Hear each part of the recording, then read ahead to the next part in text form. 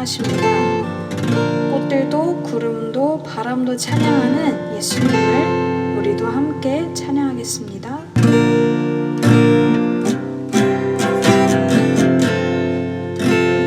이곳에 생명샘, 이곳에 생명샘 솟아나 눈물 곧짝 지나갈 때에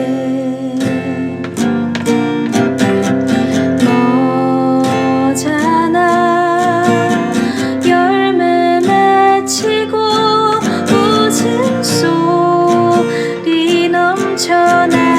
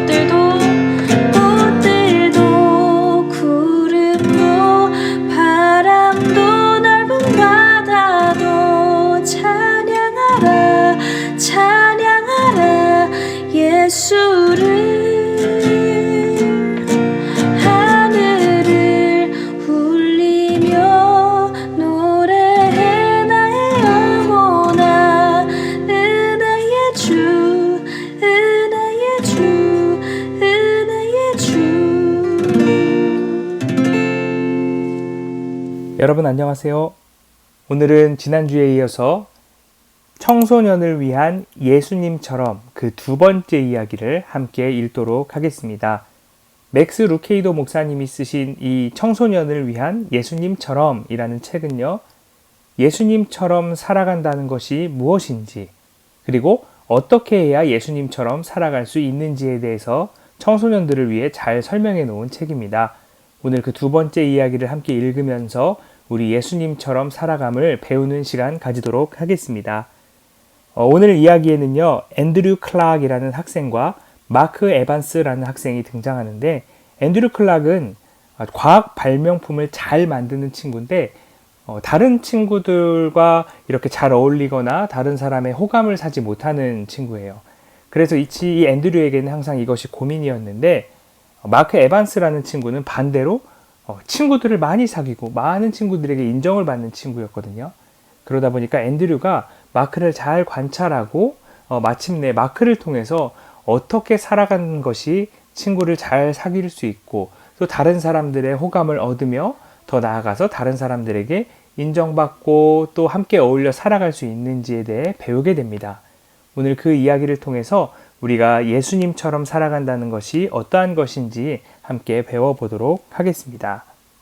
2장, 빛을 발하라. 그분의 마음과 같은 마음.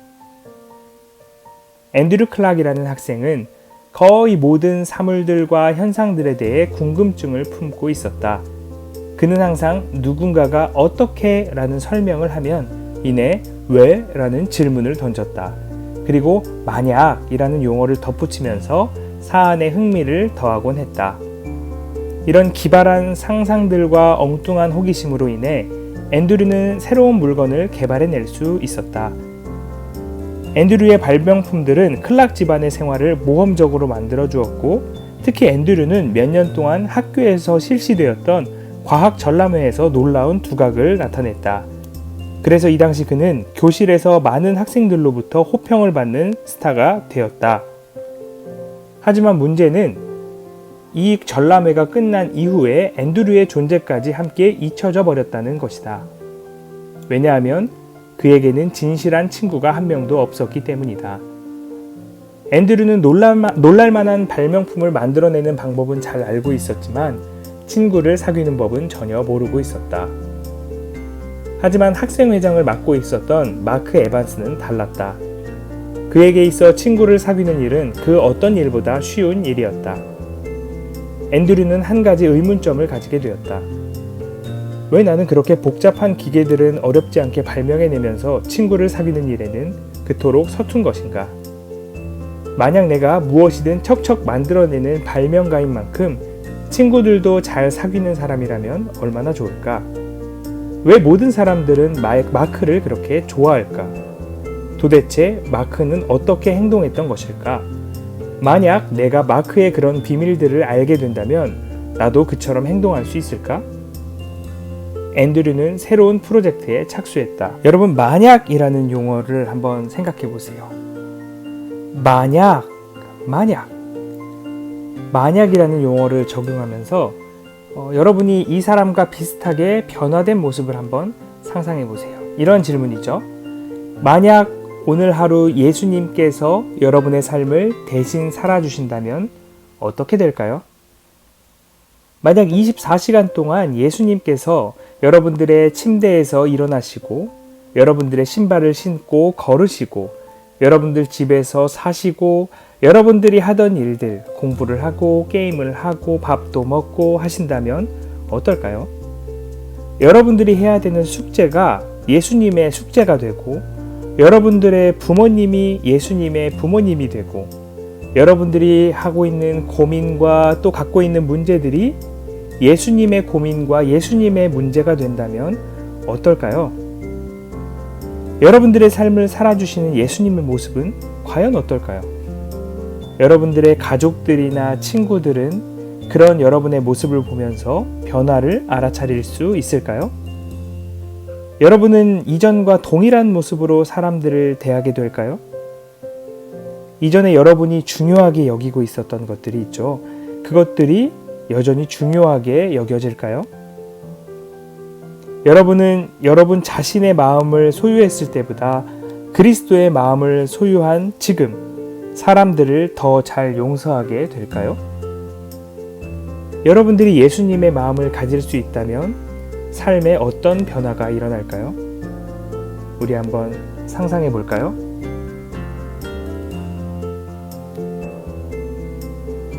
앤드류의 새로운 프로젝트는 생각했던 것보다 훨씬 복잡하고 어려웠다.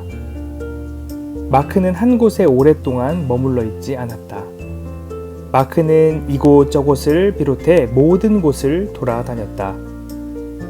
그럼에도 불구하고 결코 분주해 보이지는 않았다.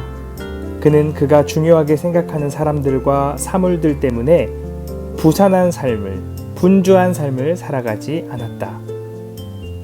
마크가 나타날 때면 사람들은 그것을 쉽게 알아차렸다. 그리고 그들은 마크와 만나는 것을 항상 즐거워했다. 그렇다고 마크가 사람들로부터 그런 반응을 얻어내기 위해 특별한 노력을 기울인 것은 아니었다. 그러다 보니 앤드류가 그 비결을 알아내는 것은 결코 쉬운 일이 아니었다. 그렇지만 앤드류는 끝까지 마크의 비밀을 알아내기 위해 계획을 세웠다. 여러분을 위한 하나님의 계획은 바로 여러분의 마음을 새롭게 하는 것입니다. 하나님께서는 여러분이 예수님처럼 되기를 원하십니다. 하나님은 여러분의 마음이 예수님의 마음처럼 되기를 원하십니다. 먼저 첫 번째로 하나님께서는 여러분의 있는 모습 그대로를 사랑하십니다. 만약 여러분이 하나님이 여러분의 능력이나 여러분의 믿음 때문에 여러분을 사랑하고 계시다고 생각한다면 그것은 완전히 잘못된 생각입니다. 혹은 여러분의 생각이 굉장히 깊기 때문에 더 사랑하고 계신다고 생각한다면 그것도 잘못된 생각입니다. 하나님의 사랑은 사람의 사랑과는 완전 다르기 때문이죠. 하나님께서는 바로 여러분 그 자체를 사랑하십니다. 두 번째로, 하나님께서는 여러분이 있는 그대로, 지금 상태 그대로 머물러 있는 것을 원하지 않으십니다. 예를 하나 들어볼게요. 딸이 하나 있다고 생각해 봅시다. 어린 딸인데 그 딸이 공원에 마련되어 있는 모래상자 위에서 놀고 있어요. 딸에게 아이스크림을 사주려고 아이스크림 가게에 가서 잠깐 아이스크림을 사는 동안 그 사이에 이 딸이 모래밭에서 모래를 입에 물고 웃고 있는 거예요. 입안 가득히 모래를 물고 말이죠. 딸을 사랑하는 아버지라면 그 딸의 입에 있는 모래덩어리들을 절대로 그대로 내버려 두지 않겠지요. 절대 그렇지 않을 거예요. 입에 모래를 물고 있다고 해서 그 딸이 내 딸이 아닌 건 아니지요. 하지만 그 처한 상황, 입에 모래를 물고 있는 그 상황 자체를 그대로 내버려 둔다면 그것은 딸을 사랑하는 것이 아닐 것입니다. 따라서 나는 딸을 다시 끌어안고 그리고 수도가에 가서 입에 있는 모래들을 다 털어내고 깨끗이 씻겨줄 거예요. 그리고 모래를 입에 물어서는 안 된다고 가르쳐 줄 거예요. 하나님께서도 우리를 향해 이와 동일한 행동을 하십니다. 하나님께서는 우리를 붙잡고 수도가로 데리고 가세요. 그리고 우리에게 이렇게 말씀하시죠. 아가야, 모래를 뱉어내려. 너에게 이것보다 훨씬 더 좋은 것을 줄 테니 모래를 뱉어내고 다시는 모래를 입에 물지 말으렴. 이렇게 말씀하실 것입니다. 그래도 우리는 이렇게 말할 거예요. 입을 삐죽거리면서요. 이건 내가 원하는 거니까 더러운 것이라도 먹어도 괜찮지 않아요? 여러분, 이것이 옳은 행동입니까? 우리가 이 더러운 것을 삼키게 되면 손해보는 것은 우리 자신이죠. 하나님은 언제나 우리에게 더 좋은 것들을 제안하십니다. 세 번째로요, 하나님께서는 우리가 예수님처럼 되기를 원하십니다. 이게 정말 좋은 소식이에요. 여러분은 현재 여러분의 인격과 성품에 머무를 필요가 없어요. 왜냐하면 하나님께서 우리를, 그리고 우리 모두를 예수님처럼 되길 원하시고 또 그렇게 만들어주시는 분이기 때문입니다. 만약 여러분들이 지금까지 우울한 사람으로 살아왔다면 이제는 그럴 필요가 전혀 없습니다. 여러분, 혹시 너는 변화될 수 없어 라는 말을 들어왔나요? 너는 절대로 변화될 수 없을 거야. 너는 지금 이 상태로 평생을 살아갈 거야 라는 이야기를 듣고 있나요? 절대 그렇지 않습니다. 마음의 병이 들었을 때 우리는 도움을 구해야 해요. 우리의 이 마음을 고쳐주시는 분이 바로 하나님이세요. 그 마음을 고쳐주시는 방향, 그것이 바로 예수님을 닮는 방향이에요. 하나님은 우리를 그대로 버려두지 않으시고 반드시 예수님처럼 변화시키기를 원하십니다. 따라서 우리는 이 모습을 고쳐달라고 하나님께 부탁드려야 해요. 그렇게 도와달라고 기도해야 해요. 그럴 때 하나님께서는 우리의 마음을 예수님처럼 변화시켜 주시는 것입니다. 앤드류는 여전히 마크에게서 특별한 점을 발견하지 못하고 있었다.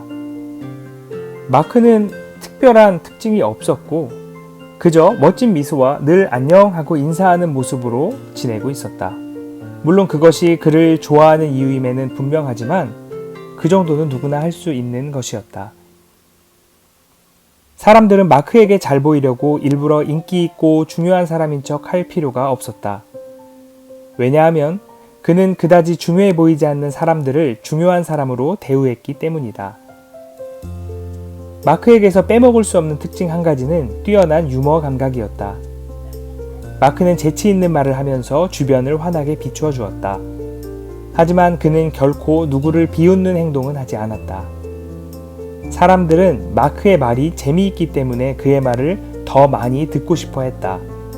하지만 가만히 살펴보면 그는 말하는 것보다 듣는 것을 더 좋아했다. 그는 정말 사람들의 말을 경청했다. 앤드류가 마크를 살펴보면 살펴볼수록 마크는 그저 더 평범한 학생으로만 보였다. 오히려 그는 정말로 하지 않아도 되는 일에 불필요한 시간을 많이 할애하는 사람처럼 보였다. 그는 이웃에 사는 노인집의 잔디를 그냥 깎아주고 부상당한 동물들과 함께 산책을 해주었다. 세차를 하고 있는 친구들도 도와주었다. 오늘 운동장에서 일어난 사건이다. 마크와 카터가 함께 달리기를 하고 있었다. 그들의 간격은 불과 1인치도 채 되지 않았다. 치열한 경쟁 중이었다. 그때 마크가 큰 보폭을 벌리면서 경주를 계속하는 중에 카터가 그 자리에서 넘어지고 말았다. 이제 마크 혼자서 1등으로 달릴 수 있었다. 결승점은 마크의 코앞에 와 있었다. 마크는 이 경주의 승자가 될 것처럼 보였다. 그런데 이게 웬일인가? 마크는 등을 돌리더니 넘어져 있는 카터에게로 다가가는 것이 아닌가? 카터, 괜찮니? 앤드류는 어안이 봉봉했다. 결국 세 번째로 뛰고 있던 샘 레일리가 지역 운동회 경주의 우승자가 되었다. 앤드류의 머릿속에서 이런 생각이 들었다. 와, 나 같으면 절대 저렇게 못했을 건데. 나는 절대로 마크와 같은 마음은 가질 수 없었을 거야. 이것이 바로 마크에 관한 비밀의 모든 것이었다. 그것은 마음이었다. 그것은 바로 예수님의 마음이었다. 우리 먼저 예수님의 마음에 대해 이야기를 나누어 볼까요? 예수님의 마음은 항상 깨끗하셨어요. 그분께서는 수많은 사람들로부터 인정받고 존경받았지만 간소한 삶에 만족하셨습니다. 예수님께서는 자신의 피조물로부터 멸시를 받았지만 그들이 용서를 빌기도 전에 그들을 기꺼이 용서해 주셨습니다. 그래서 예수님과 3년 반을 함께 생활했던 베드로는 예수님에 대해 이렇게 묘사했죠. 오직 흠없고 점없는 어린 양 같은 그리스도. 그에게는 죄가 없느니라. 예수님의 마음은 항상 평안했습니다. 문제가 많았지만 예수님께서는 이 문제를 놓고 하나님께 감사의 기도를 드리셨습니다.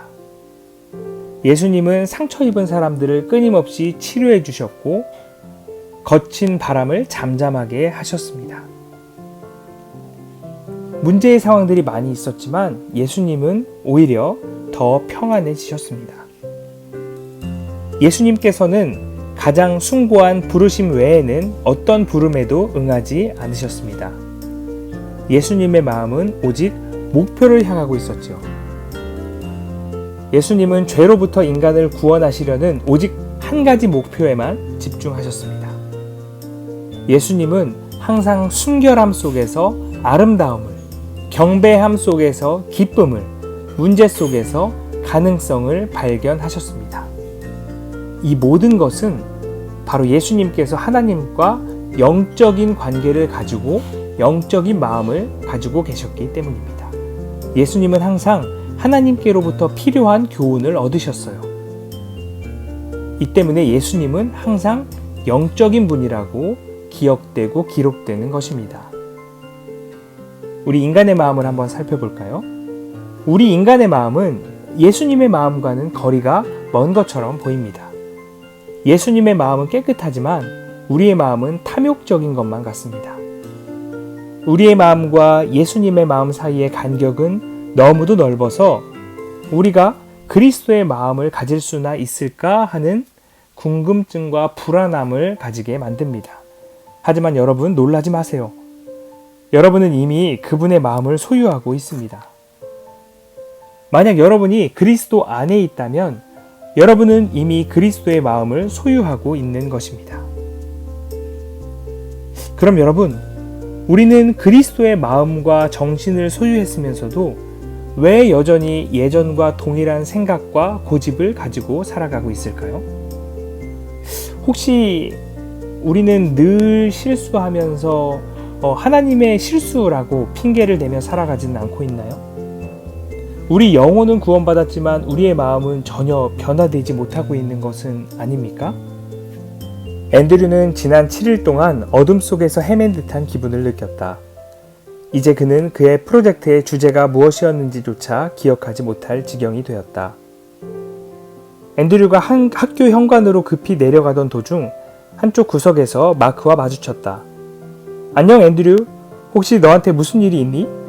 지난 일주일 동안 네 얼굴에 그늘이 있는 것 같아 보였어. 앤드류는 깜짝 놀라면서 이렇게 물었다. 너 내 누군지 알고 있어? 그러자 마크는 빙긋이 웃으면서 이렇게 대답했다. 그럼 당연하지. 넌 정말 대단한 과학 작품들을 만들어냈던 아이잖아.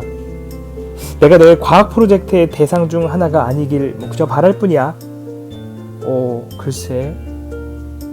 앤드류는 마크의 말을 듣자 당황스러운 기색을 드러냈다. 하지만 이때다 싶어 앤드류는 마크에 대한 자신의 프로젝트를 그에게 설명해 주었다. 그의 설명을 한참 동안 듣고 마크는 앤드류를 잠시 바라보고 미소를 지었다. 너의 프로젝트를 망쳐버려서 진짜 미안한데 근데 내게 특별한 비밀 같은 건 없어. 난 단지 다른 사람들이 나를 어떻게 대해 주었으면 하고 바라는 그것을 다른 사람들에게도 그대로 해주었을 뿐이야. 마크는 이 말을 마치자마자 시계를 보더니 이렇게 말했다. 뛰어가야겠다. 지금 전국체육대회에 참가하게 된 레일리를 내가 도와주기로 약속했거든. 앤드류, 오래 있어주지 못해 정말로 미안해. 앤드류는 잠시 동안 목석이 된 듯 근육의 움직임조차 없이 그 자리에서 멍하니 서 있었다. 그리고는 무엇인가를 생각하더니 빙긋이 웃기 시작했다. 그 비밀이라는 거, 그거 너무 잘 알려진 사실이었잖아. 하지만 너무 잘 사용하지 않는 것이기도 했던 것 같아. 그것은 바로 황금률이었어. 네가 다른 사람들로부터 받고 싶은 대우를 다른 사람들에게도 그대로 해주어라. 그래, 바로 그거였어. 나도 그렇게 해야겠네. 이렇게 해서 앤드류의 모든 프로젝트는 완벽하게 마무리되었다. 하나님께서는 여러분을 향한 놀라운 계획을 가지고 계십니다. 여러분의 영혼을 구원하신 바로 그분은 여러분의 마음까지도 변화되기를 간절히 원하십니다. 하나님의 계획은 여러분이 전적으로 변화되는 것입니다. 로마서 8장 29절에는 이렇게 기록되어 있죠. 하나님이 미리 아신 자들로 또한 그의 아들의 형상을 본받게 하기 위하여 미리 정하셨으니. 하나님께서는 여러분이 여러분을 구원하신 분의 형상으로 변화되어 그렇게 그분에게 가까이 가기를 간절히 원하십니다. 그리고 당신이 그렇게 되도록 하기 위해 기꺼이 당신을 인도하십니다. 여러분은 그분의 인도를 받아들이시겠습니까? 여러분은 여러분의 눈을 오직 그리스도께만 고정시키시겠습니까? 그렇다면 여러분은 만약의 위력이 얼마나 대단한지 경험하게 될 것입니다. 만약 여러분이 그렇게 한다면 여러분은 하나님의 빛이 여러분의 삶을 얼마나 밝게 비추게 되는지 경험하게 될 것입니다. 여러분, 오직 우리가 예수님처럼 예수님의 마음을 가질 수 있는 건 하나님께 도와달라고 구함으로 하나님의 빛이 우리의 삶을 비추어 줄 때만 가능한 것입니다. 우리는 예수 그리스도를 믿음으로 그분의 안에 거함으로 그분의 마음을 가질 수 있게 되었어요. 그리고 그 마음을 실제로 우리의 삶에서 반영하면서 살아가기 위해서는요, 하나님께 도움을 구하면서 하나님의 빛을 따라 살아가는 것이 필요해요.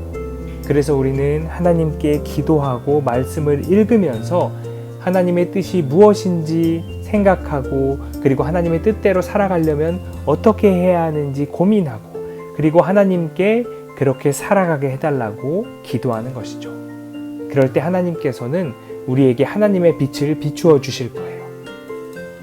저와 여러분의 삶이 항상 하나님의 빛 가운데 거하며 하나님의 빛이 인도하는 대로 따라가는 아름다운 예수님 마음 닮은 예수님처럼 살아가는 삶 되기를 축복합니다.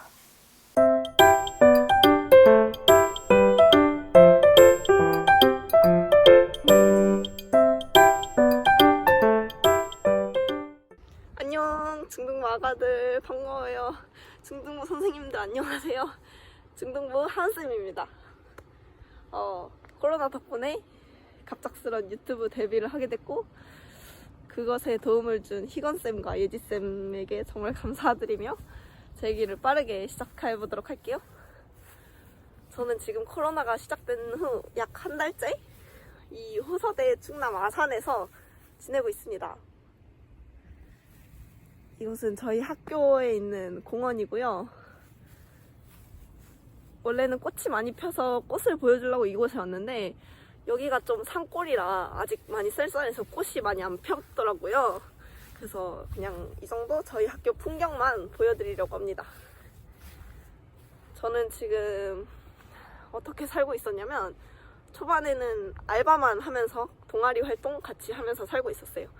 저 공차 알바 하거든요. 공차 알바 여기 저기 보면 저쪽 빛나는 저쪽 어딘가에 저희 공차가 있어요. 저쪽에서 알바를 하고 돈을 벌면서 제가 이제 자동차 만드는 동아리를 합니다.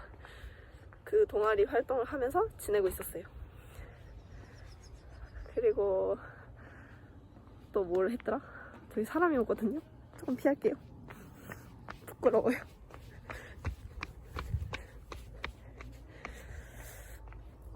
그리고 두 번째로는 이제 학교가 개강을 하긴 했는데 인터넷으로 개강을 해서 인터넷 강의를 들으면서 공부를 하고 있어요. 근데 그냥 듣기만 하는 게 아니라 이거 들은 걸 체크를 하시려고 교수님들과 선생님들이 과제 같은 걸 내주시는데 제가 생각한 것보다는 과제가 좀 많아서 그 과제에 하루하루 치이면서 살아가고 있습니다. 그래서 딱히 막 별일은 없고 공부하고 알바하고 이러고 지내고 있어요. 그리고 동아리 일도 지금 학교에 사람 모이는 걸 좀 힘들어해서 많이 못하고 있는 상태입니다. 그리고 이곳은 생각보다 사람이 진짜 없어요. 여기 쫙 둘러보면 알겠지만 방금 한 사람만 지나가고 사람이 없거든요. 사람이 되게 드물어서 되게 한적하고 생각보다 거기 서울 쪽보다는 안전한 것 같아요. 이제 개강하면 상황이 달라지겠지만 아직 저는 안전하고 평화로운 삶을 보내고 있습니다. 여러분도 코로나 조심하시고 마스크 꼭 끼시고 안전하게 코로나 지내고 꼭 다시 만나요. 너무 보고 싶습니다, 여러분. 안전하게 다시 봐요. 우리 중2 친구들 너무너무 사랑해. 이름 다 못 말하겠다. 미안하다. 영상 길어지잖아. 너무 보고 싶어요, 아가들.